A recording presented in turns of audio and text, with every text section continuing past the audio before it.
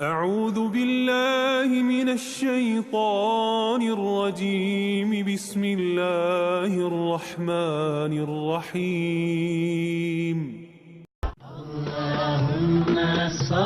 নবীজি মুহাম্মদ সাল্লাল্লাহু আলাইহি ওয়াসাল্লামের মণিমুক্তা। পরিচ্ছেদ ১ ইখলাস প্রসঙ্গে। প্রকাশ্য ও গোপনীয় আমল, কর্ম, কথা ও অবস্থায় আন্তরিকতা ও বিশুদ্ধ নিয়ত জরুরি। আল্লাহ তাআলা বলেন, অর্থাৎ তারা তো আদিষ্ট হয়েছিল আল্লাহর আনুগত্যে বিশুদ্ধ চিত্ত হয়ে একনিষ্ঠভাবে তার ইবাদত করতে এবং নামাজ কায়েম করতে ও যাকাত প্রদান করতে, আর এটাই সঠিক ধর্ম। সূরা বাইয়িনা ৫ নং আয়াত। আল্লাহ আরও বলেন, আল্লাহর কাছে কখনো ওগুলির গোশত পৌঁছায় না এবং রক্তও না, বরং তার কাছে পৌঁছায় তোমাদের তাকওয়া অর্থাৎ সংযমশীলতা। সূরা হজ ৩৭ নং আয়াত। আল্লাহ আরও বলেন, বলো, তোমাদের মনে যা আছে তা যদি তোমরা গোপন রাখো কিংবা প্রকাশ করো, আল্লাহ তা অবগত আছেন। সূরা আল ইমরান ২৯ নং আয়াত। ১ নম্বর হাদিস।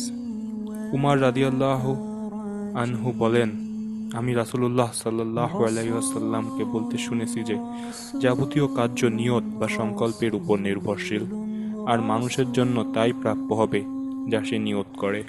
অতএব যে ব্যক্তি হিজরত আল্লাহর সন্তোষ লাভের উদ্দেশ্যে ও তার রাসূলের জন্য হবে, তার হিজরত আল্লাহ ও তার রাসূলের জন্যই হবে।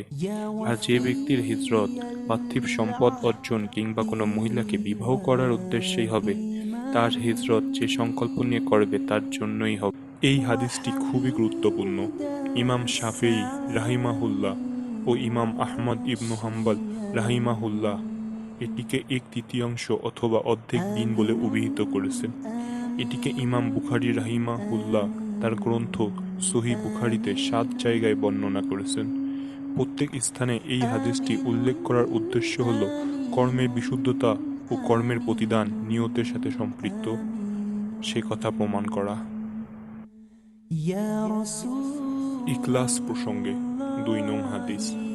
উম্মুল মুমিনিন উম্মে আবদুল্লাহ আয়েশা রাদিয়াল্লাহু আনহা থেকে বর্ণিত, রাসূলুল্লাহ সাল্লাল্লাহু আলাইহি ওয়াসাল্লাম বলেছেন, একটি বাহিনী কাবাঘরের উপর আক্রমণ করার উদ্দেশ্যে বের হবে। অতঃপর যখন তারা সমতল মরুপ্রান্তরে বাইদা নামক স্থানে পৌঁছাবে, তখন তাদের প্রথম ও শেষ ব্যক্তি সকলকেই জমিনে ধসিয়ে দেওয়া হবে। তিনি বলেন যে, আমি একথা শুনে বললাম, হে আল্লাহর রাসূল, কেমন করে তাদের প্রথম ও শেষ সকলকে ধসিয়ে দেওয়া হবে, অথচ তাদের মধ্যে তাদের বাজারের ব্যবসায়ী এবং এমন লোক থাকবে যারা তাদের আক্রমণকারীদের অন্তর্ভুক্ত নয়? তিনি বললেন, তাদের প্রথম ও শেষ সকলকে ধসিয়ে দেওয়া হবে, তারপর তাদেরকে তাদের নিয়ত অনুযায়ী পুনরুত্থিত করা হবে। হাদিস নং ৩। আয়েশা রাদিয়াল্লাহু আনহা থেকে বর্ণিত, নবী সাল্লাল্লাহু আলাইহি ওয়াসাল্লাম বলেছেন, মক্কা বিজয়ের পর মক্কা থেকে হিজরত নেই, বরং বাকি রয়েছে জিহাদ ও নিয়ত। সুতরাং যদি তোমাদেরকে জিহাদের জন্য ডাক দেওয়া হয়, তাহলে তোমরা জিহাদে বেরিয়ে পড়ো। মক্কা বিজয়ের পর আর হিজরত নেই, এর অর্থ এই যে মক্কা এখন ইসলামী রাষ্ট্রে পরিণত হলো, ফলে এখান থেকে মুসলিমরা আর হিজরত করতে পারবে না। ৪ নং হাদিস। আবু আব্দুল্লাহ জাবের ইবনু আব্দুল্লাহ আনসারী রাদিয়াল্লাহু আনহু বর্ণিত, তিনি বলেন, আমরা নবী সাল্লাল্লাহু আলাইহি ওয়াসাল্লামের সাথে এক অভিযানে ছিলাম। তিনি বললেন, মদিনাতে কিছু লোক এমন আছে যে তোমরা যত সফর করেছ এবং যে কোনো উপত্যকা অতিক্রম করেছ, তারা তোমাদের সঙ্গে রয়েছে। অসুস্থতা তাদেরকে মদিনায় থাকতে বাধ্য করেছে। আর একটি বর্ণনায় আছে যে তারা নেকিতে তোমাদের অংশীদার। ৫ নং হাদিস। সহিহ বুখারীতে আনাস রাদিয়াল্লাহু আনহু থেকে এরূপ বর্ণনা রয়েছে যে নবী সাল্লাল্লাহু আলাইহি ওয়াসাল্লামের সাথে তাবুক অভিযান থেকে আমাদের প্রত্যাবর্তনকালে তিনি বললেন যে, আমাদের পিছনে মদিনায় এরূপ কিছু লোক আছে যারা প্রত্যেক গিরিপথ বা উপত্যকা অতিক্রমকালে আমাদের সাথে রয়েছে। বিশেষ ওজর তাদেরকে ঘরে থাকতে বাধ্য করেছে। 6 নং হাদিস।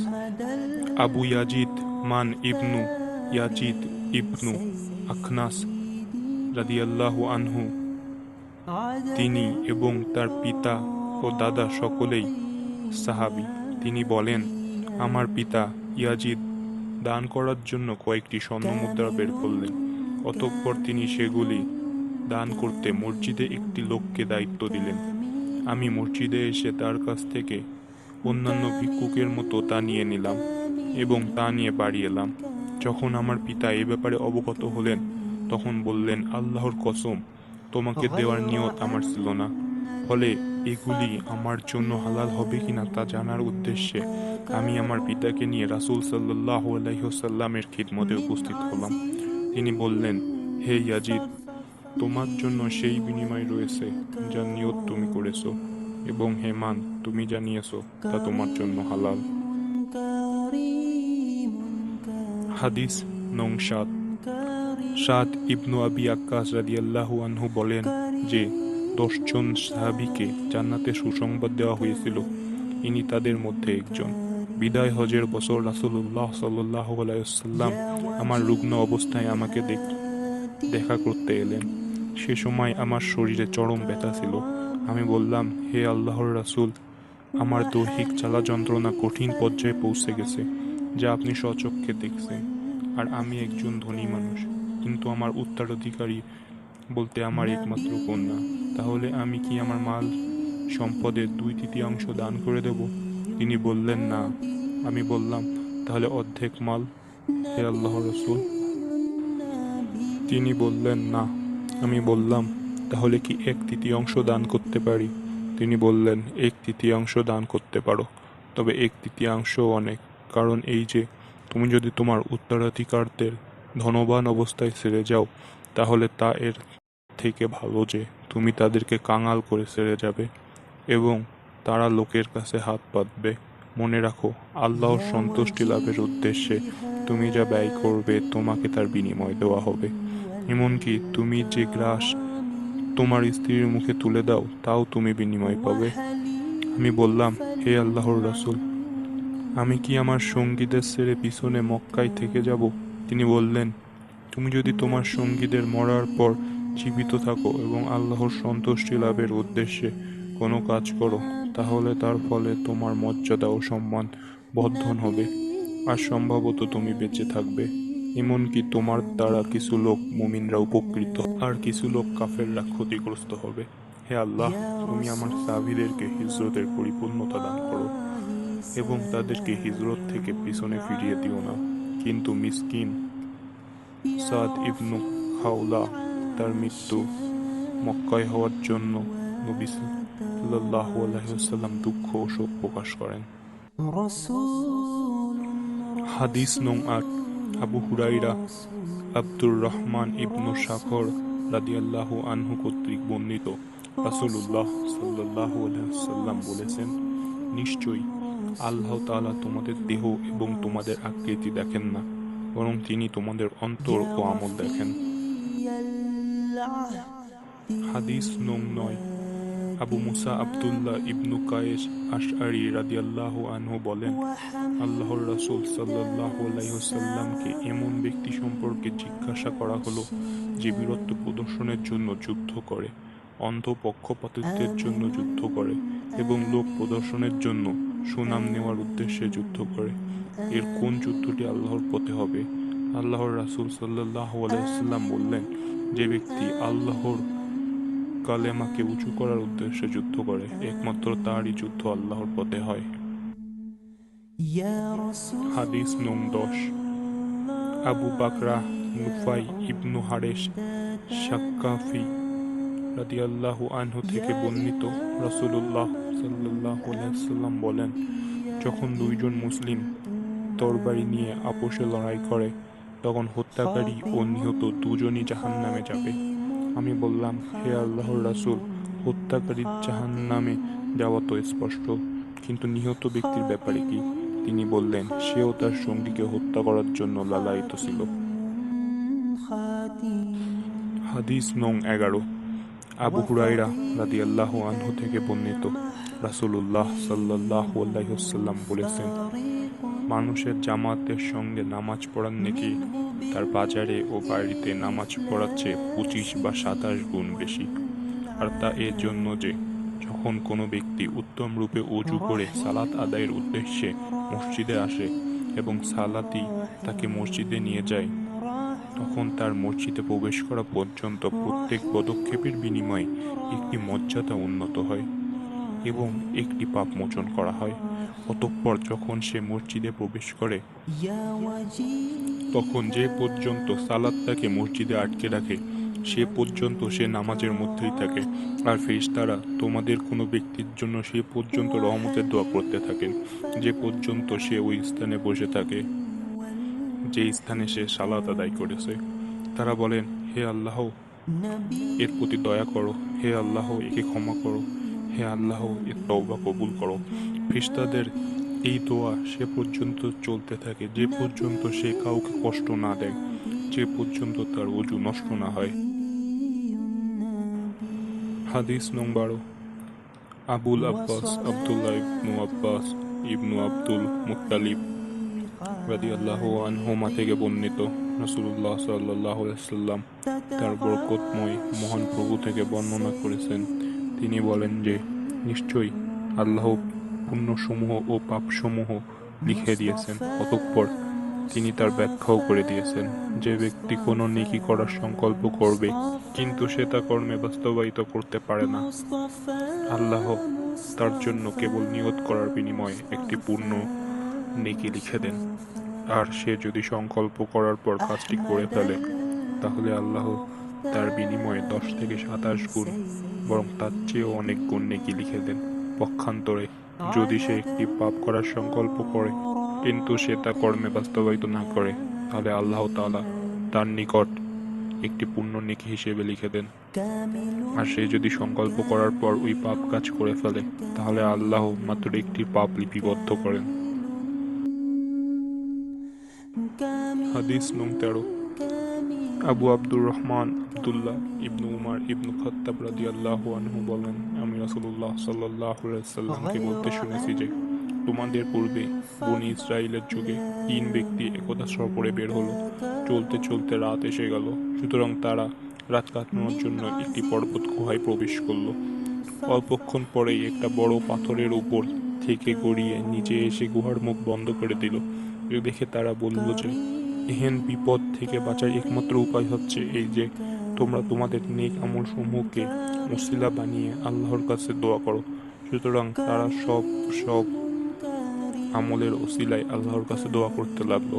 তাদের মধ্যে একজন বলল, হে আল্লাহ, তুমি জানো যে আমার অত্যন্ত বৃদ্ধ পিতামাতা ছিল এবং এও জানো যে আমি সন্ধ্যাবেলায় সবার আগে তাদেরকে দুধ পান করাতাম। তাদের পূর্বে স্ত্রী, ছেলে, মেয়ে ও ক্রীতদাস দাসী কাউকে পান করাতাম না। একদিন আমি গাছের খোঁজে দূরে চলে গেলাম এবং বাড়ি ফিরে দেখতে পেলাম যে পিতামাতা ঘুমিয়ে গেছে। আমি সন্ধ্যার দুধ দহন করে তাদের কাছে উপস্থিত হয়ে দেখলাম তারা ঘুমিয়ে আছে। আমি তাদেরকে জাগানো পছন্দ করলাম না এবং এও পছন্দ করলাম না যে তাদের পূর্বে সন্তান সন্ততি এবং ক্রীতদাস দাসীকে দুধ পান করায়। তাই আমি দুধের বাটি নিয়ে তাদের ঘুম থেকে জাগার অপেক্ষায় তাদের শিয়রে দাঁড়িয়ে থাকলাম। অথচ শিশুরা ক্ষুধার তাড়নায় আমার পায়ের কাছে চেঁচামেচি করছিল। এভাবে ফজর উদয় হয়ে গেল এবং তারা জেগে উঠল। তারপর তারা নৈশ দুধ পান করল। হে আল্লাহ, আমি যদি এ কাজ তোমার সন্তুষ্টি বিধানের জন্যই করে থাকি তাহলে পাথরের কারণে আমরা যে গুহায় বন্দী হয়ে আছি এ থেকে তুমি আমাদেরকে উদ্ধার করো। এই দোয়ার ফলস্বরূপ পাথর একটু সরে গেল, কিন্তু তাতে তারা বের হতে সক্ষম ছিল না। দ্বিতীয় জন দোয়া করল, হে আল্লাহ, আমার একটি চাচাতো বোন ছিল, সে আমার নিকট সকল মানুষের চেয়ে প্রিয়তমা ছিল। অন্য বর্ণনা অনুযায়ী আমি তাকে এত বেশি ভালোবাসতাম যত বেশি ভালোবাসা পুরুষরা নারীদেরকে বাসতে পারে। একবার আমি তার সঙ্গে মিলন করার ইচ্ছা করলাম, কিন্তু সে অস্বীকার করল। পরিশেষে সে যখন এক দুর্ভিক্ষের কবরে পড়ল তখন সে আমার কাছে এলো। আমি তাকে এই সত্ত্বে 120 দিনার স্বর্ণ মুদ্রা দিলাম যেন সে আমার সঙ্গে যৌন মিলন করে। সুতরাং সে অভাবের তাড়নায় রাজি হয়ে গেল। অতঃপর যখন আমি তাকে আয়ত্তে পেলাম তখন সে বলল, তুমি আল্লাহকে ভয় করো এবং অবৈধভাবে বিনা বিবাহে আমার পবিত্রতা নষ্ট করো না। সুতরাং আমি তার কাছ থেকে দূরে সরে গেলাম এবং যে স্বর্ণমুদ্রা আমি তাকে দিয়েছিলাম তাও পরিত্যাগ করলাম। হে আল্লাহ, যদি আমি এই কাজ তোমার সন্তুষ্টির জন্য করে থাকি তাহলে তুমি আমাদের উপর পতিত মুসিবতকে দূরীভূত করো। সুতরাং পাথর আরো কিছুটা সরে গেল, কিন্তু তাতে তারা বের হতে সক্ষম ছিল না। তৃতীয় জন দোয়া করলো, হে আল্লাহ, আমি কিছু লোককে মজুর রেখেছিলাম, কাজ সুসম্পন্ন হলে আমি তাদের সকলকে মজুরি দিয়ে দিলাম, তো তাদের মধ্যে একজন মজুরি না নিয়ে চলে গেল। আমি তার মজুরির টাকা ব্যবসায় বিনিয়োগ করলাম। কিছুদিন পর তা থেকে প্রচুর অর্থ জমা হয়ে গেল। কিছুকাল পর একদিন সে এসে বলল, হে আল্লাহর বান্দা, তুমি আমার মজুরি দিয়ে দাও। আমি বললাম, এসব উট, গাভী, ছাগল এবং গোলাম যা তুমি দেখছো তা সবই তোমার মজুরির ফল। সে বলল, হে আল্লাহর বান্দা, তুমি আমার সঙ্গে উপহাস করবে না। আমি বললাম, আমি তোমার সঙ্গে উপহাস করিনি, সত্য ঘটনাই বর্ণনা করেছি। সুতরাং আমার কথা শুনে সে তার সমস্ত মাল নিয়ে চলে গেল এবং কিছুই ছেড়ে গেল না। হে আল্লাহ, যদি আমি এ কাজ একমাত্র তোমার সন্তুষ্টি লাভের জন্য করে থাকি তাহলে যে বিপদে আমরা পড়েছি তা তুমি দূরীভূত করো। এর ফলে পাথর সম্পূর্ণ সরে গেল এবং সকলে গুহা থেকে বের হয়ে চলতে লাগলো।